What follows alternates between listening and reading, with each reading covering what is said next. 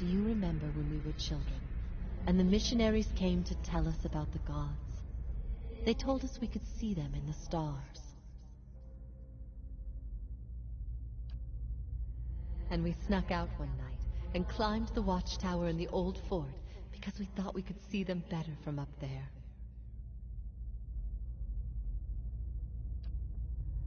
That fort burned down a few years ago when we cast the missionaries out.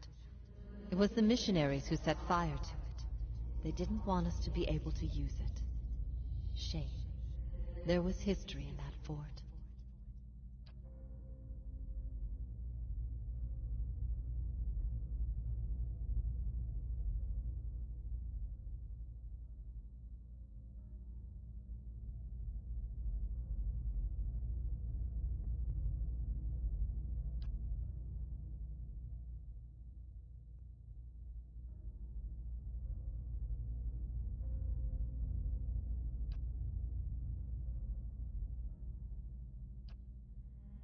I miscalculated many things since this began. I'm relieved you weren't one of them. It's a good thing we didn't hang you. I always knew this path would have consequences, but I never wanted to see Kraytun suffer on my behalf. I don't think I can stay here any longer. I am told the Inquisition is gathering an army, that they have sent messengers to bargain with rulers from distant lands. Kraytun is not built to withstand a siege. If war is coming, I should be doing what Theos is doing. I will need allies. Allies on a stronghold that can resist an invading army. Osionis. They have held off many would-be invaders, and their king has no love of the Inquisition's faith. I wonder, would he listen?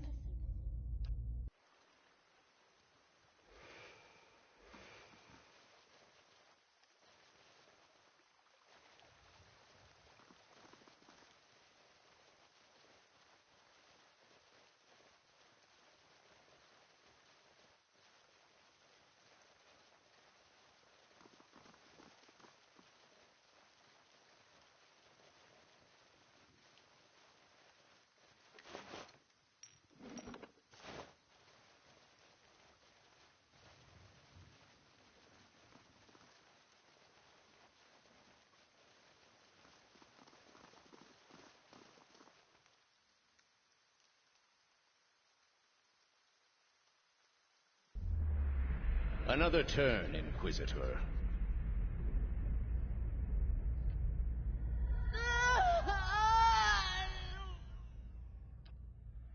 I ask again, Jovara Ixensios, do you confess to these heresies of which you stand accused? Do you confess to apostasy? I confess to renouncing a mistake. Do you confess to conspiracy against the one true faith? I confess to opening minds. Do you confess to false prophecy? I confess to following a false prophet.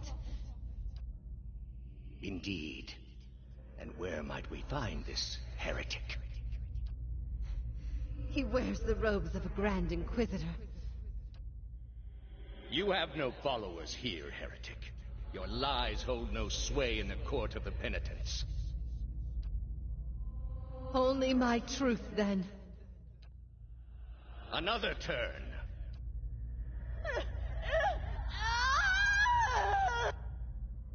No! Wait!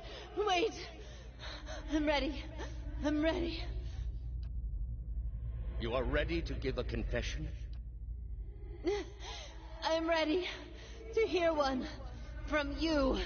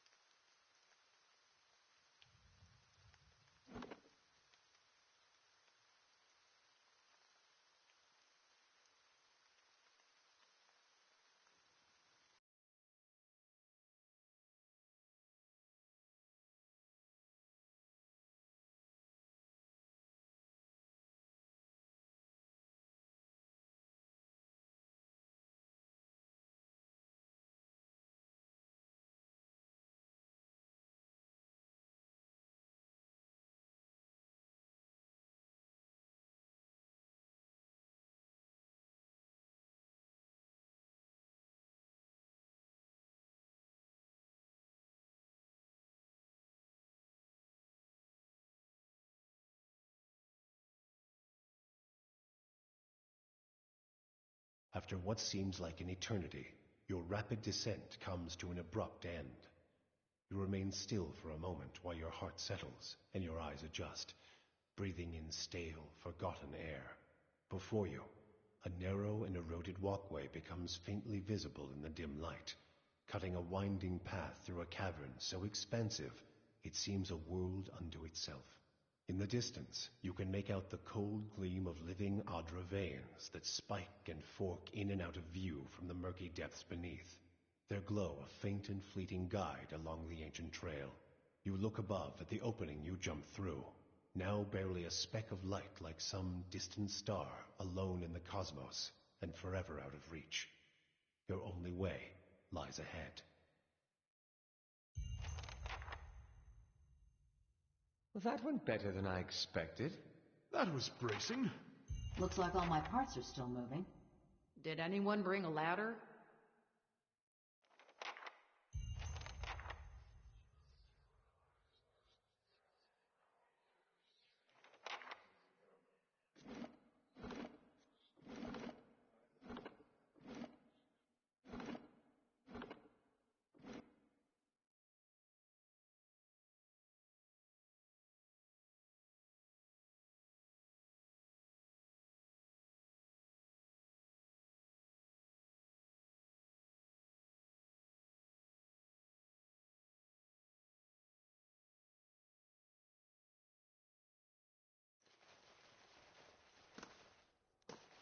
Ain't that special?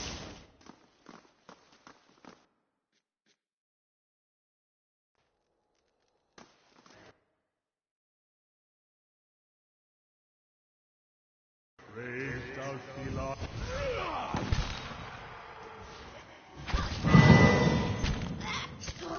Bring them.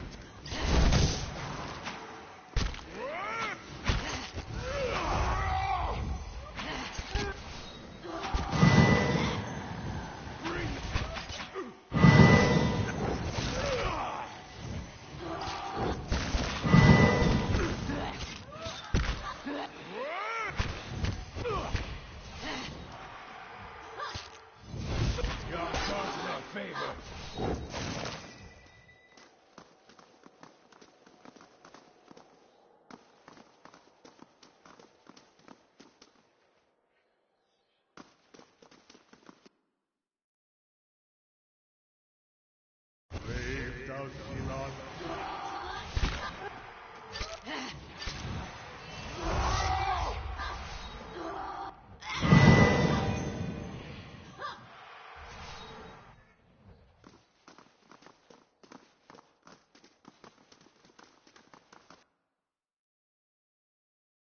Waved out.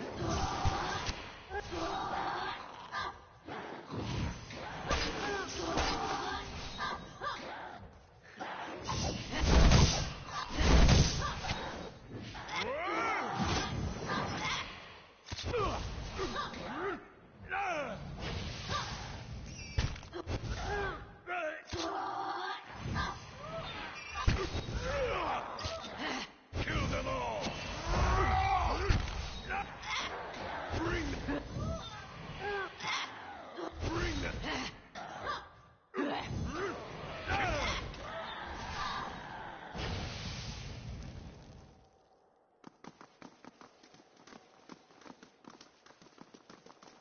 If you say so. Got it done.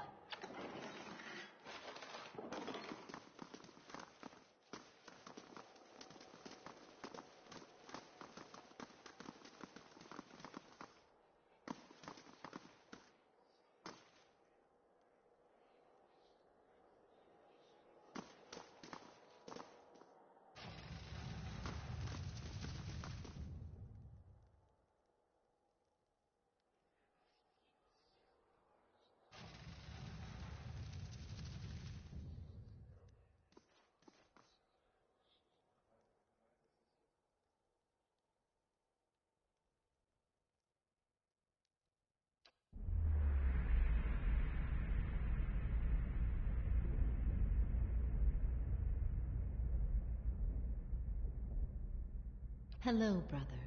It has truly been ages. You are so different now from who you were then, yet much remains the same. Old troubles with a new face. What is it that has brought you here?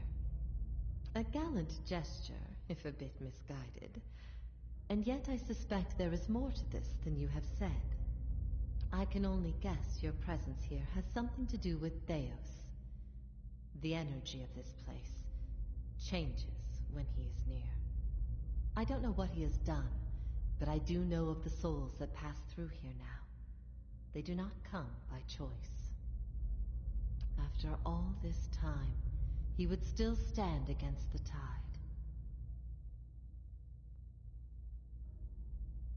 I will tell you what I remember.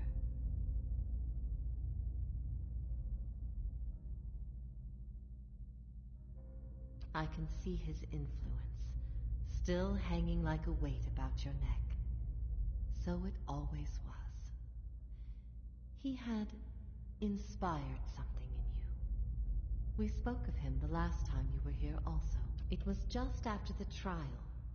You were agitated. I think because you started to consider that what I was teaching may have been true. That the gods aren't real. Huh. I'd dreaded the idea from the moment the Delimgon suggested it. And yet, it almost feels like a relief. Perhaps not to her.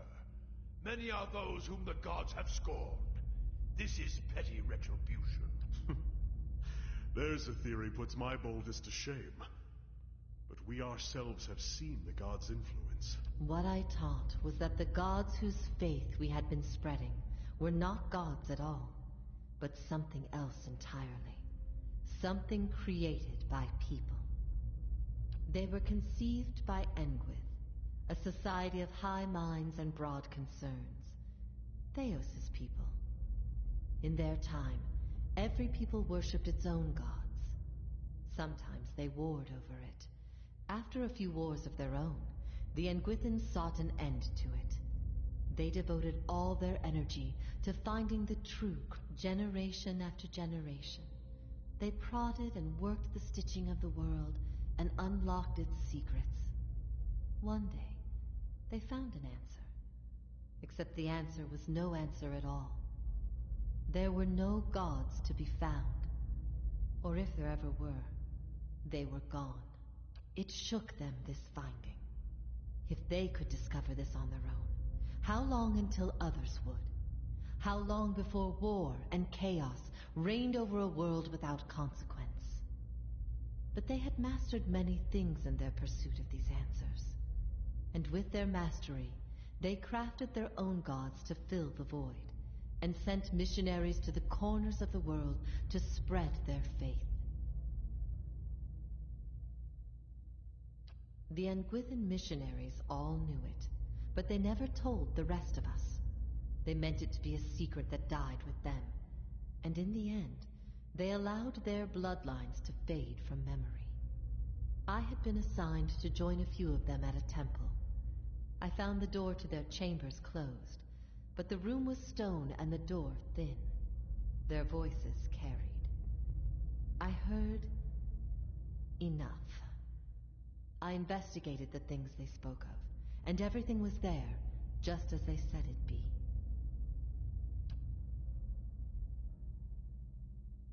I never thought of it as faith, but I think you are right to call it that. Let the world see.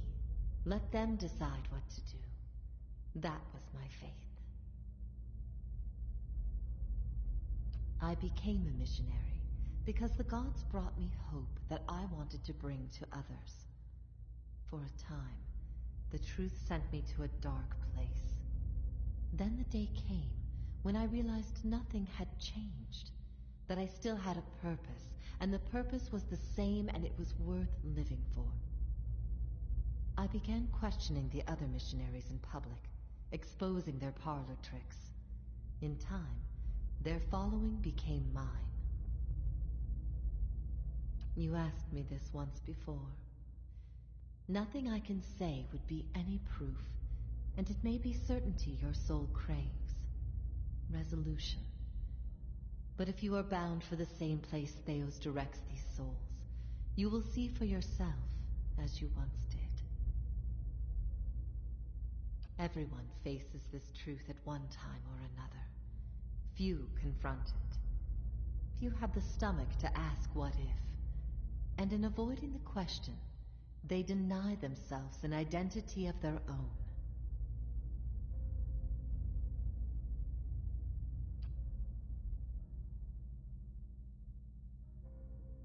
What if it were forbidden knowledge rather than fault that earned your doom? What of your guilt? I have seen with my own eyes the deceptions of my goddess. The Watcher has shown me as much. But it was not until now that I understood how truly desperate she was. The depths of her deception. You speak of her deceptions, but what of your own? Was it her words that led you down your path? Or was it the absence of her words? A gap that you filled with your own broken thoughts?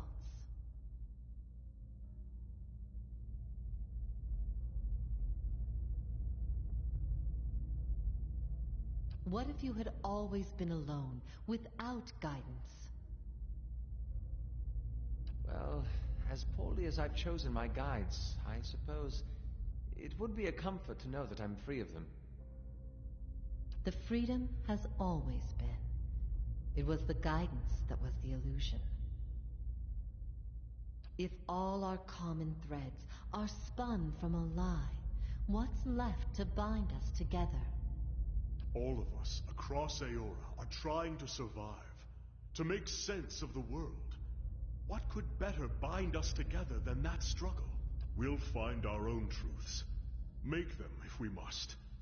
We don't need an ancient lie to bolster us. United, the Engwithans created gods. Mortal men and women coming together to do the impossible.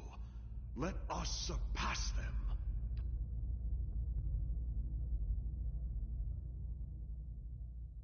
What if your body is destined to outlive your purpose? And keep me caged up? Like you? I ain't gonna let my soul go to rot in this thing. You may have a little choice in the matter, but as to your purpose, that choice is yours. What if no god had the authority to relieve our burdens or absolve our sins? No, then I guess we'd have to seek those things from people. And that's the hard part, isn't it? It's easy to close your eyes and pray to a god. Harder to open them and look into the face of someone you've hurt. Or someone who's hurt you. I spent a long time looking for a miraculous solution. But you can't undo the past any more than you can unspill a glass of wine. All you can do is move forward and try for better. Many are the names of those who have died in despair, waiting for the help of the gods.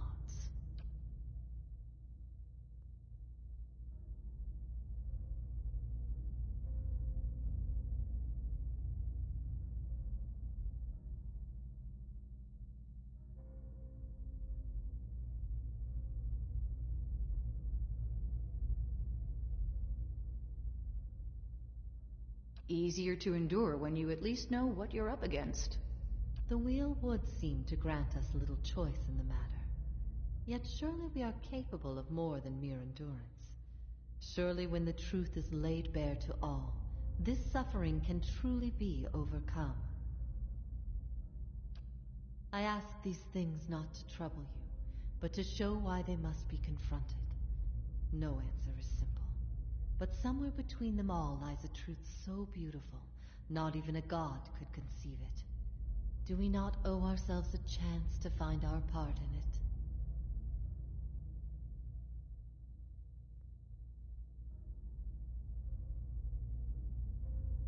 I often wonder that myself.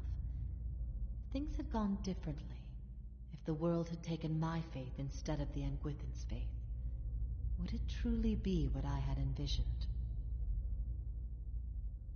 I've been alone here with my thoughts for so long now. I've found peace with my failures, and with my punishment. I no longer curse fate for what might have been. But there is one thing that has clawed and scraped at my mind all these years. One thing that will not be put to rest until I know. Until I understand. I need to know why you chose to remain with the Inquisition, even after you'd learned the truth. Do you remember?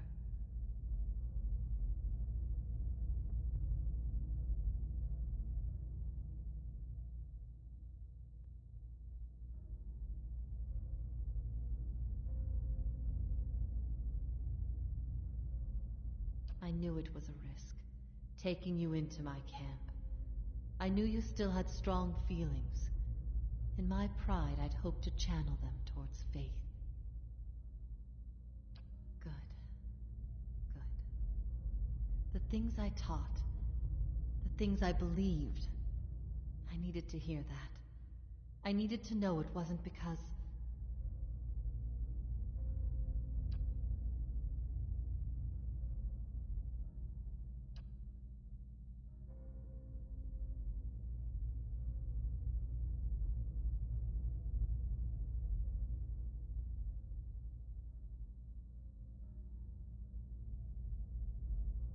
I've always looked up to you, since we were children.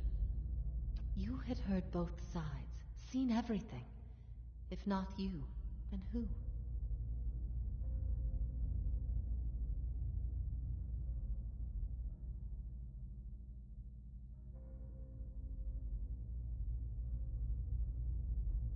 I expected dissent, but I needed to know that true faith would prevail.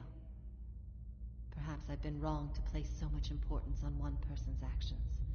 It was all I could do to feel like there was an answer, even knowing what you've told me. Some part of me knows it doesn't truly answer what I wished to know, nor will an eternity of silent contemplation.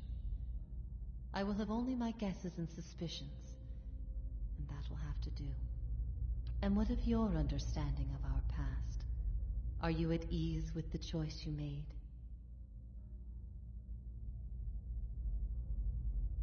I have always forgiven you. Whatever your reason, no quarrel of ideas can sever ties of blood and essence. No parting of ways can erase memories of times without worry. Times when even without gods, we were never truly alone. At first I thought this might be the source of your soul's anguish. But now I see I was mistaken. You are not divided on this matter. You have put it behind you.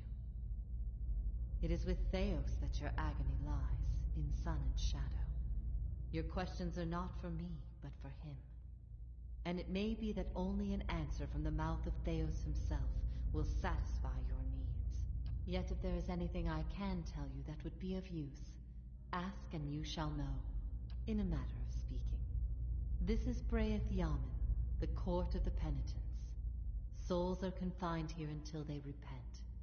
They must beg the forgiveness of a god, pledge their soul to them, and they will be lifted from this place to the world above.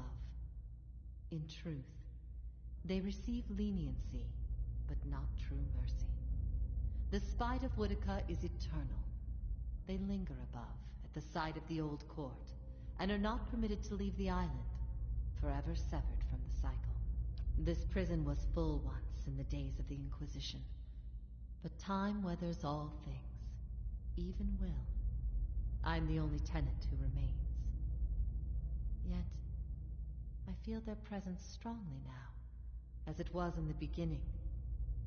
You have brought many of them here. They cry out for the judgment of Theos. You have struck some bargain with the gods, then.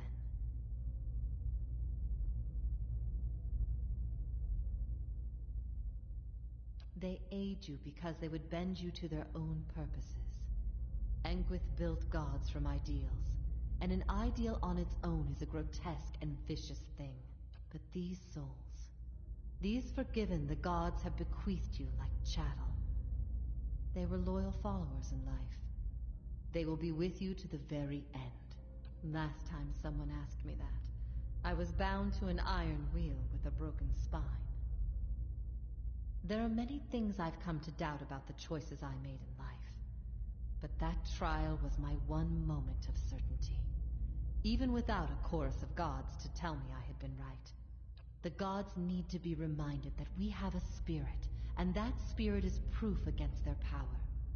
They have the power to manipulate and confuse and ruin us, but not to change our will.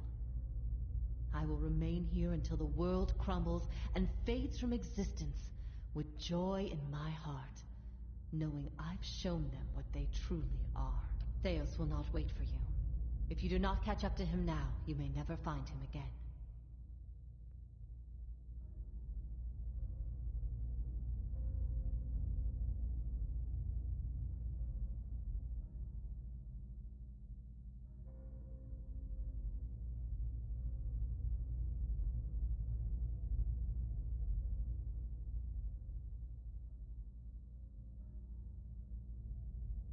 If I repent, all I have done has meant nothing.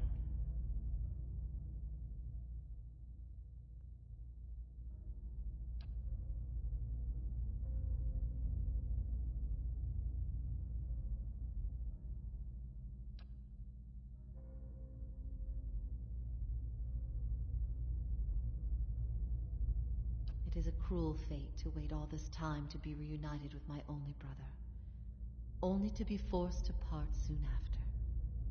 But then, what is life but a series of brief encounters with those we love? If ever we should meet again, in this life or any other, I hope to find you at peace.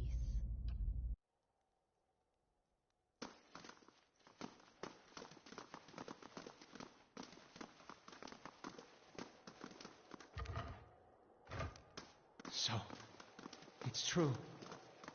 The gods are a sham that people have followed for thousands of years.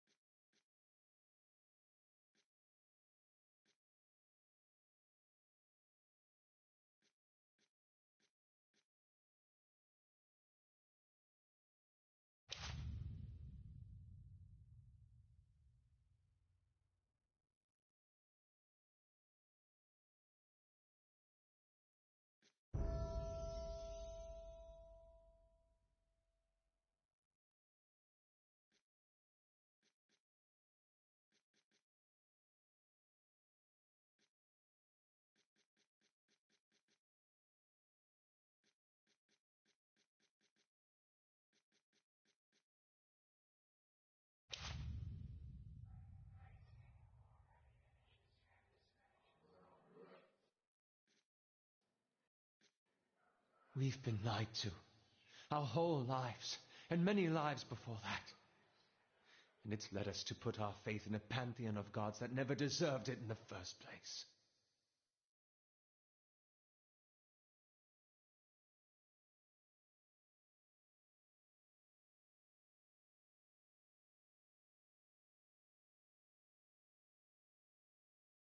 You're right. People will be better off finding direction on their own than following this farce. Besides, the gods haven't exactly done much to prevent us from slaughtering each other. If anything, they've only given us more pretenses for doing so. I've also been thinking. There won't be much left of Theos by the time you're done with him, if I know how you operate. That will leave Valedin Key headless. Perhaps it's best it stays that way.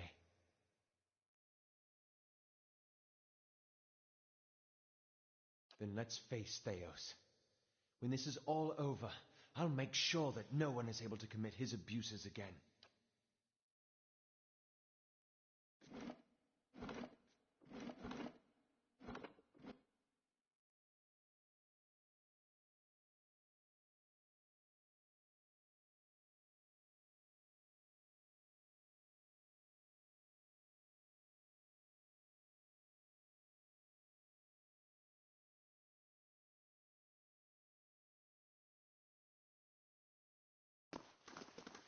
Hello?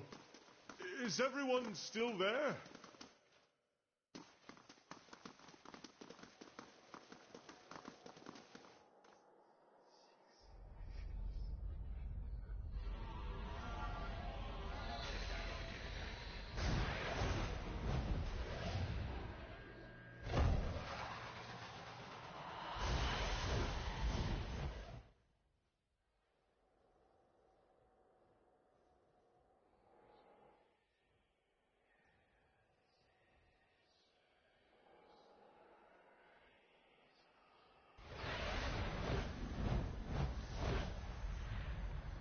Full of surprises, aren't you? Look at that. A city to put all others to shame. And long lost. I would have brought a torch if you'd asked. We light our own path now, Watcher. I don't suppose you could make a few bridges the same way,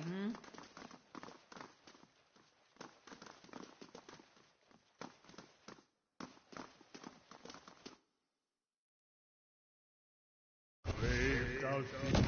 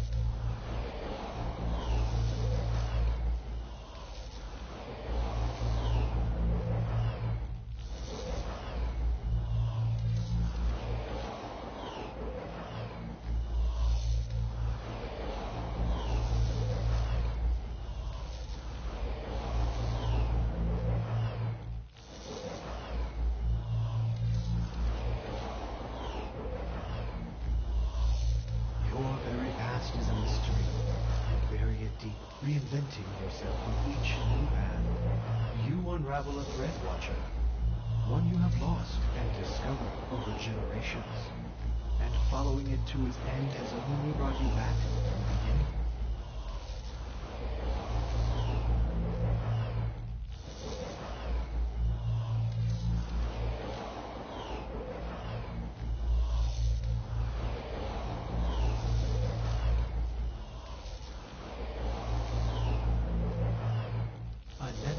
Souls, blind and brimming with potential. The answer to Woodika's question at the beginning of yours. What would you do with them?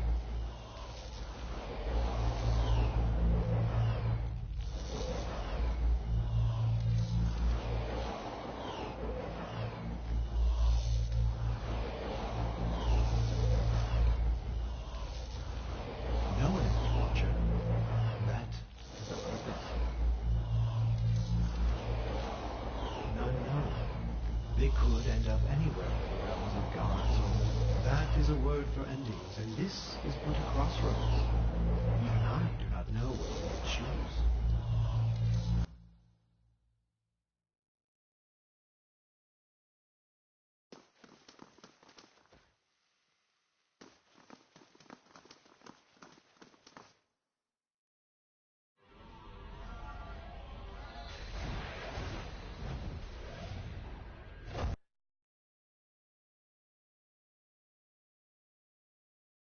Brave thou be not.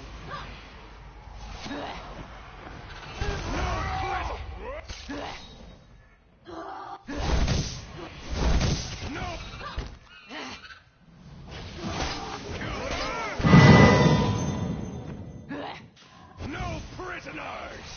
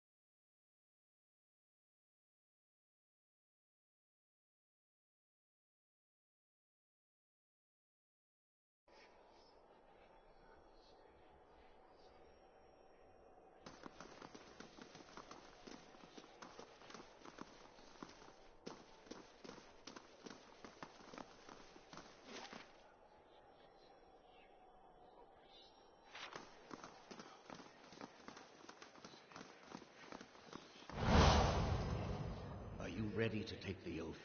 To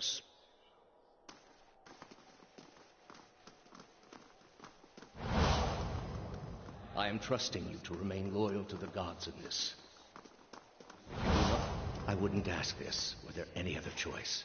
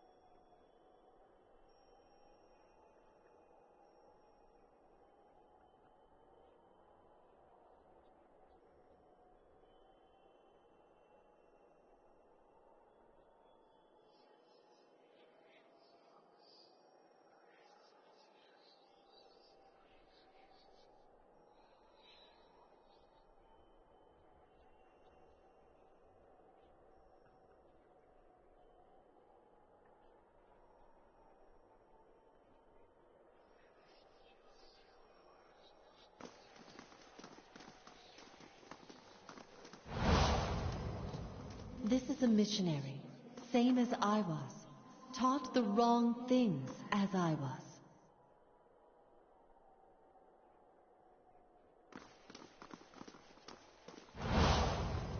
Oceanus. They have held off many would-be invaders. You are ready to give a confession? I'm ready to hear one from you.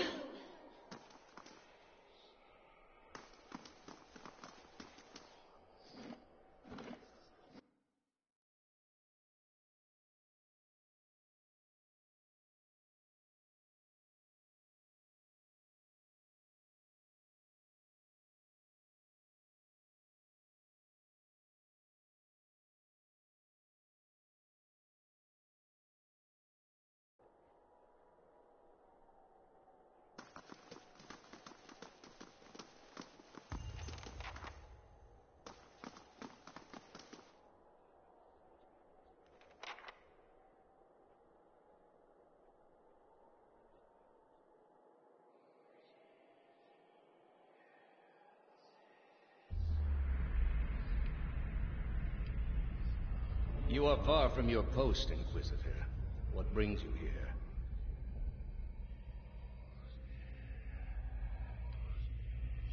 The Inquisition was based on the need to cut the flesh from a rotting wound. That woman sought only to destroy the foundations of peace and civility that my people sacrificed everything to build. It has many uses, but its purpose is to bring structure to the chaos that surrounds it. They are monuments to Woodica's greatest servants among my people. I hope to join them myself one day, but my work is not yet complete. We are in a sanctum holy to Woodica. There are others like it in service to the other gods. I come here often to pray for her counsel, and in this space I may be assured that she hears me.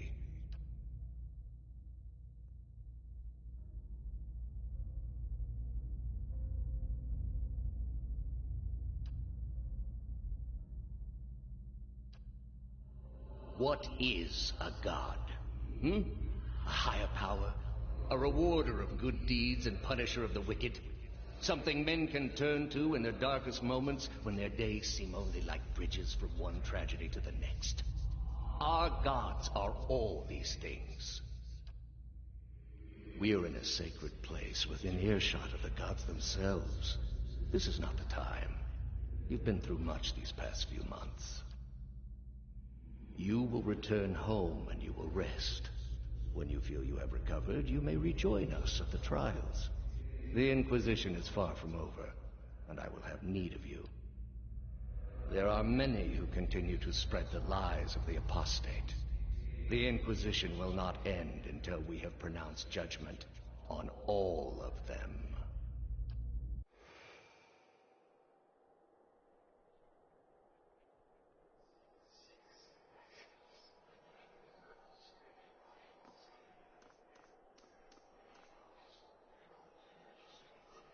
How did you find it?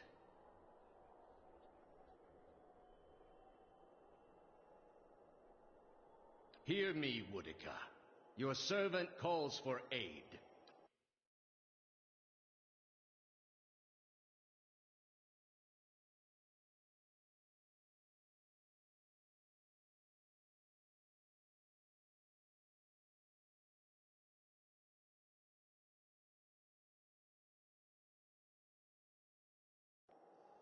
Roark 10!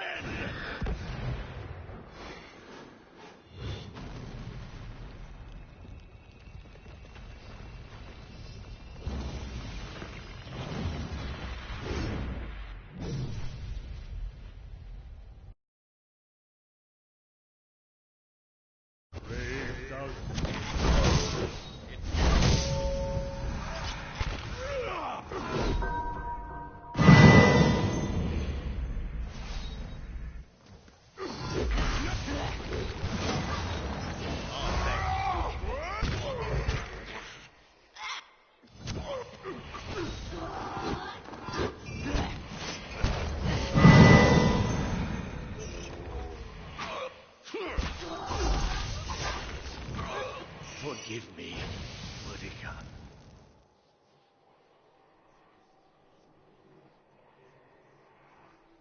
All those lifetimes spent to preserve a single vital secret. I would expect a man to reconsider his choices after the first 500 years. That's the servant down, and the mistress still to go.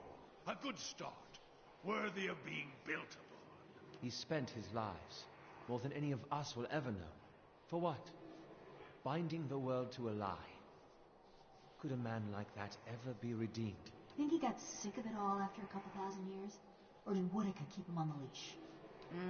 Can't help but feel sorry for him. To live so long without a fresh start, with no chance to wonder what's around the corner.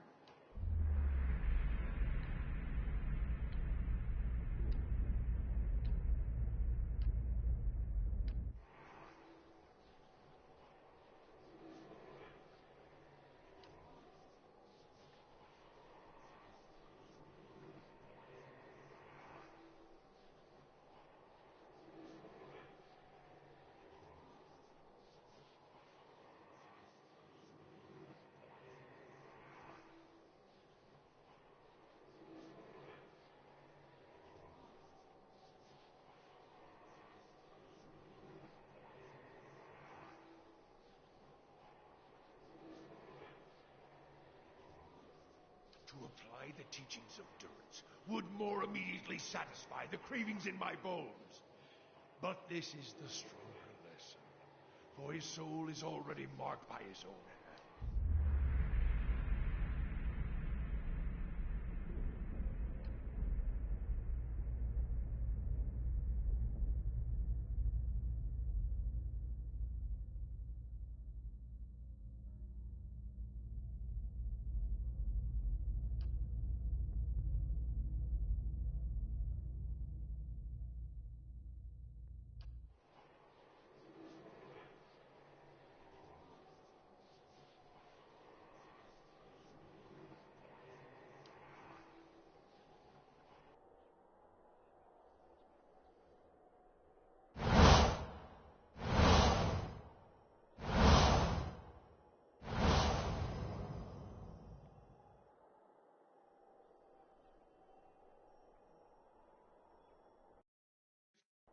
Ah, the end of the road greets us at last. You fared well, Watcher. Better than any Watcher has right to. Seems you were afield in need of a flame's cleansing. Would that my own trial had produced such an outcome. I had figured myself for the field all this time.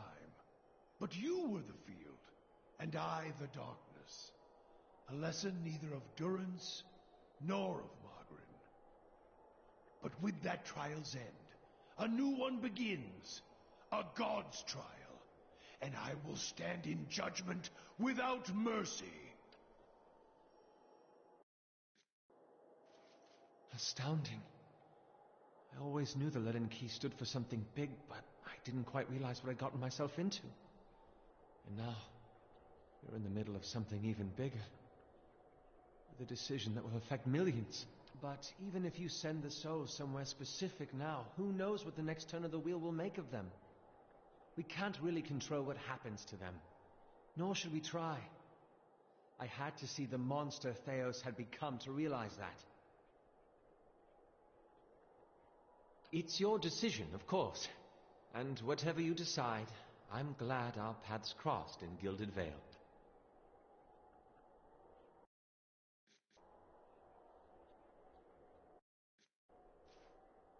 We've come to the end of it, my friend. It has been an honor to walk this road with you, and I will regret our parting.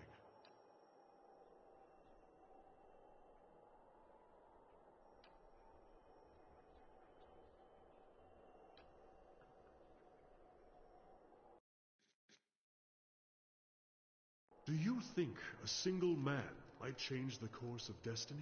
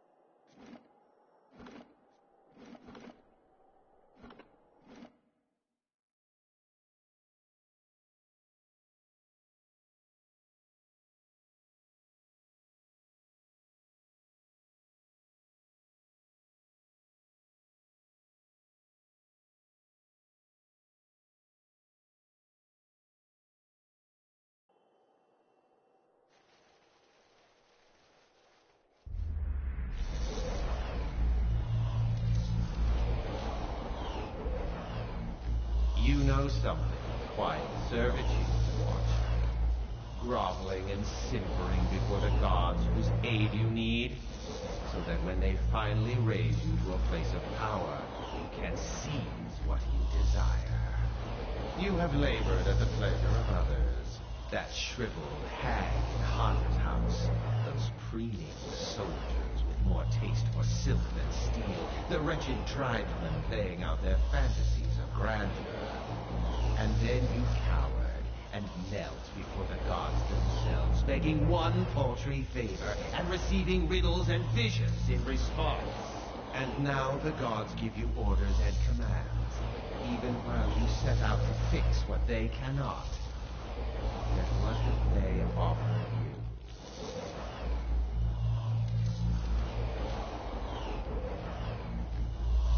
The exiled queen is not an ungrateful patron. Finish the work Theos began. Strengthen Woodica with these souls and allow her to become the most powerful of all the gods, with you as her favorite.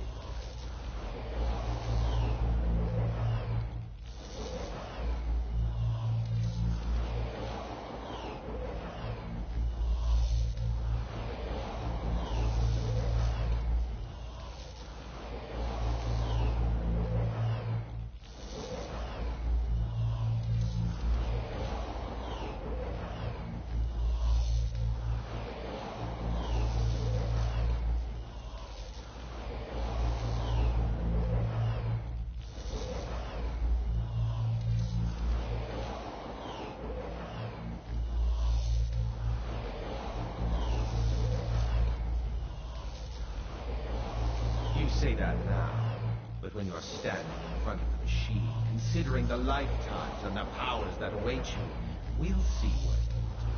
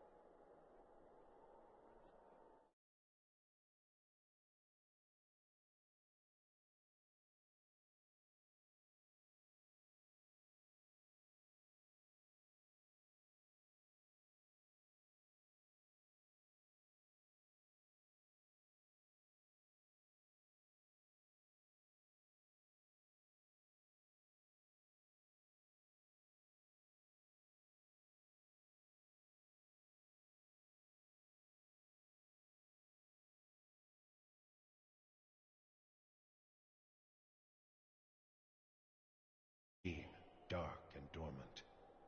Then your eyes closed, and sleep welcomed you at long last. After coming to and searching for some time, you discovered the route Theos used to enter Sun and Shadow, and embarked on a long and arduous ascent back to the surface.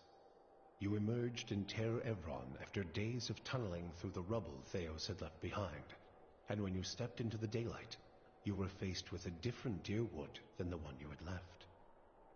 At your direction, the thousands of souls gathered at the machine in Sun and Shadow were disintegrated, their essence scattered to the winds like a lifting fog, never again to find its way into the body of a living being. Though none in Dyrwood would ever know for certain what had become of the missing souls, many followers of the Beast of Winter were given visions of a mass exodus to a land of eternal peace, and solemn celebrations were held the following day among his faithful. The last hollow birth in Dyrwood was already in the past, and a new peace of mind had come, not just to the lost souls of the Hollowborn, but to all the people of Dyrwood. Helia, who had expected the souls to be returned to the Hollowborn, was infuriated by your duplicity. The goddess of motherhood demanded new births in compensation, and made a bargain with Bereth to trade death for new life. The skies of Dyrwood darkened, blotted with swarms of birds and other winged creatures, called together to claim what the Sky Mother believed to be hers by right. For months, the people of Dyrwood were forced to stay under shelter for fear of the vicious, unexplained attacks from the sky. The incidents left entire villages decimated and littered the streets of Defiance Bay with corpses covered in 1,000 puncture wounds. Gilded Vale remained under the harsh rule of Lord Radric, who reigned unopposed after the death of his cousin Kolsh. He continued to terrorize the people of Gilded Vale, looking for Aerthasians in their midst. But to Radric, the sudden and unexpected end to Wydrun's legacy came as a sign of the success and righteousness of his efforts, and in time his own people came to believe it too. He relaxed his use of authority, no longer seeing his own people as potential threats, and Gilded Vale began to regain some of its old luster. Following the assassinations of Duke Avar Wolfgren and Lady Webb, Defiance Bay was thrown into political upheaval. In the ensuing weeks, the streets had become the domain of looters and blackguards. Few dared to step outside their own doors alone or unarmed. But order was soon re-established by the Knights of the Crucible, who, despite their depleted numbers, had gained favor in the public eye for their role in unraveling Wydrun's legacy. They were quickly reinforced by returning forces from Fleetbreaker Castle. Having seen both the ills and the promise of Animancy, internally the Knights quietly began a more cautious exploration of the new science. Depleted in numbers but bolstered by their newly forged stock of soul-augmented weaponry and a small contingent of forged knights, the Knights of the Crucible would soon become an order few in Defiance Bay would dare to cross. But the opportunity to build upon their newfound power proved too great a temptation for the High Justice.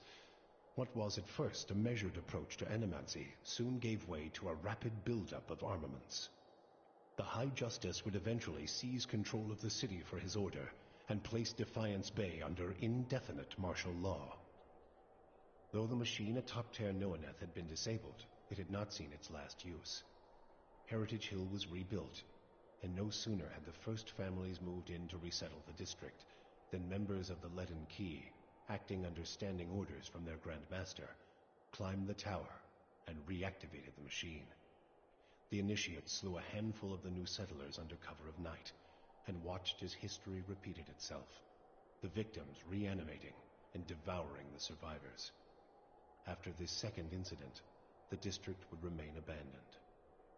The Duke's assassination at the apparent hands of an Animancer had caused catastrophic rioting in the streets of Defiance Bay. But those who had escaped the melee in the palace hearings remembered the testimonies of the strange guest who had shown up that day and absolved Animancy, implicating the Leaden Key instead. The rumor spread quickly, and soon the popular belief was that the assassin had been a Leaden Key spy. When the legacy had lifted, people came to see it not as a sign that the riots had been according to the gods' wishes, as Theos had hoped, but as a confirmation that Animancy had never been the source of the problem in the first place. Dyrwoodans instead convinced themselves that the riots had somehow purged Defiance Bay of Leaden Key spies, and that the end of Wydrun's legacy was their well-deserved reward. The rage against Animancers was quickly forgotten, and those who had survived were permitted to return to Brackenbury Sanitarium and rebuild it so they might resume their studies. The Hollowborn Scourge ended, and healthy children were born once more in the villages of the White March. Yet this new generation displayed an uncanny vigor and a hunger for exploration. In time, they would push across the White March, establishing new towns and restoring forgotten settlements. What had once been a region in decline became a thriving frontier, known for its famous artisans and explorers. Unfortunately, Stalwart's ambition to reopen its mines died with Tana. After she passed, there were none left in the village with the experience and expertise to oversee the project. Stalwart would profit from the traffic of traders and artisans seeking the White Forge, but without their own source of ore, they saw other villages grow rich while they remained fishers and hunters. Even as Stalwart memorialized the discovery of the White Forge, the arrival of the Watcher became an even more celebrated occasion, for the Watcher had given them not only Durgan's battery, but also hope for their own village. Harmka's death had brought the Devil of Carrick little satisfaction. In time, her taste for vengeance soured. What replaced it was a hunger to feel something, anything, new. Summer had thinned the snowpack twice over when she felt the joint at her elbow first begin to stiffen. She turned her back on the hopes of animancy and civilization and walked east. She pushed through the mountains, past Raid Ceres, and into the broad plains of Ishamiddle. She had forgotten what it was like to simply journey, no goal or destination in mind. Though she felt nothing more than the steady thump of her feet on the road, the endless horizons and grassy meadows were new to her. She measured her time in the gradual rusting of her body and was satisfied. Her movements slowed, but so did the world around her. Waist-high grasses undulated and tacked in the wind, as gradual as the tides. Sparrows and blackjays made steady pilgrimages across the sky, each flap of their wings a solemn salute. She could hardly move when she found something she had never seen before, the ocean. With the last of her strength, she pulled herself beneath the water, content at last to feel the movement of currents and the constant caress of the waves. Maneha never found the salt well, but she found a kind of peace in her duties as a gift-bearer and in the ebb and flow of her journeys. As she traveled and accepted burdens from Andra's supplicants, she saw in their eyes a kind of peace that she had not previously noticed. It was faith, not that Andra had freed them of their pain, guilt, and regret, but that she would, a little more each year. With that realization, Maneha learned to accept that Andra's ways were as gradual as they were inexorable. The fortress of Cadnua emerged as a bastion of security in the midst of an untamed land, becoming the envy of every thane and earl in Dyrwood. Legend grew over time of its impregnability, and stories of formidable invaders easily scattered by the keep's defenses became popular around the hearths of Dyrwoodinians. Likewise, it also became a beacon to travelers, merchants, and visiting dignitaries alike. Reputed as the finest fortress in all Dyrwood, people would journey from near and distant lands alike to experience its fabled hospitality and grandeur. After the death of the Master below, a strange quiet fell over the endless paths of Ard-Nua. The attacks on the fortress above ceased, Ard-Nua's silent titan the closest remaining thing to a master in its musty, forgotten passages. Pallegina had gone against the Duke Spell's orders by inventing a new trade arrangement with the Anamenfath to accommodate the recovering Dyrwooden market. With the Dyrwood's people still weakened by Weidwin's legacy, the Vailian republics easily pushed their would-be competitors out of the market. For her outrageous insubordination and audacity, Pallegina was banished from the republics. She traveled north in the Eastern Reach, avoiding Vailian ports and entering the ranks of the kind wayfarers. Despite her bravery and dedication to those in her care, her strange appearance made her feel like an outsider wherever she went. Adair chose not to return home to Gilded Vale. Through a number of quiet inquiries, he soon found his way into the underground organization of Aethasians known as the Night Market. Ironically, in learning that the gods had been fabricated, Adair found his faith in Aethus renewed, and that his god was neither alive nor truly a god had become irrelevant. He rose quickly through the ranks of the Night Market for his optimism and for his bold leadership, his ultimate goal to make the Dyrwood a place that would welcome followers of the Shining God once again. When the dust settled in sun and shadow, Aloth looked upon the remains of Theos Exarchanon, his former master. He saw where the Grand Master had gone wrong and what would be required to undo the harm Theos had wrought. With a flick of his wrist, he burned Theos's robe, headdress, and every other symbol of the man's power. Never again, he vowed, should Kith live in fear and blind obedience to an authority they did not understand. Armed with the knowledge and courage he had gained on his journeys with the Watcher, he set out on the long and lonely task of dismantling the Leaden Key. With the Watcher's goals accomplished and his own vows fulfilled, Kanarua sailed back to Dakoa. His friends and family found him much changed, for a pall had fallen upon the man, smothering his former enthusiasm. Called before the Lore College, Kana told them of the pain the Engwithan legacy brought to the lands abroad.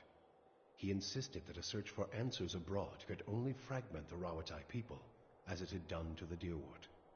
His findings were met with much respect, and Kanarua's voice came to be considered an influential one in the growing move towards Rawatai's isolation. With Theos defeated and the souls released from Sun in Shadow, healthy children were born once again in the Dyrwood. Pleasant and peaceful memories rose to fill the cracks in the grieving mother's mind. She returned to the birthing bell, unaware that the village nearby had become an empty desolation in her absence. Thus she began her tireless vigil atop the Adra, awaiting mothers and children who never came. Durrance used Magrin's strength only until Theos had been cast from the world, and then swore off her influence entirely. Regret came to weigh heavily on his mind, and a man who had never previously lacked for words or opinions came to embrace silence and contemplation. He continued to wander, penniless and destitute, searching now not for the reason for his goddess's silence, but for a mechanism for revenge. The charred robes he continued to wear as a reminder that he had been burned by his goddess, and not just by the flames of the Godhammer. Sagani experienced the 4 months of her journey back to Masuk in vivid colors. She strove to memorize every moment of her final trip through the Dyrwood, Erglonfoth, the Valian Republics, and beyond, preparing to tell her village of what she had seen on her long journey. All of Masuk shared in her triumph, and she felt her pride and elation magnified by the joy of her village. Never again did she doubt the value of her sacrifices. After decades as a long hunter, Sagani finally became one of Masuk's most respected elders. She guided her community with wise counsel, and a generation after she finally passed, another huntress journeyed into the world to find her soul. For you, the death of Theos brought an end to your waking visions, and a silence to the whispers of the past. In their absence, you were able to sleep. The questions of a distant lifetime ceased to trouble your soul. All that remained was what to make of the answer. Unfortunately, you would have little time to contemplate the matter. Soon after your victory at Sun and Shadow, rumors of a monstrous army swept the Dyrwood. What first sounded like superstition and drunkards' tales turned out to be much more. Enormous creatures of flesh and iron found you and brought the walls of your keep down upon you.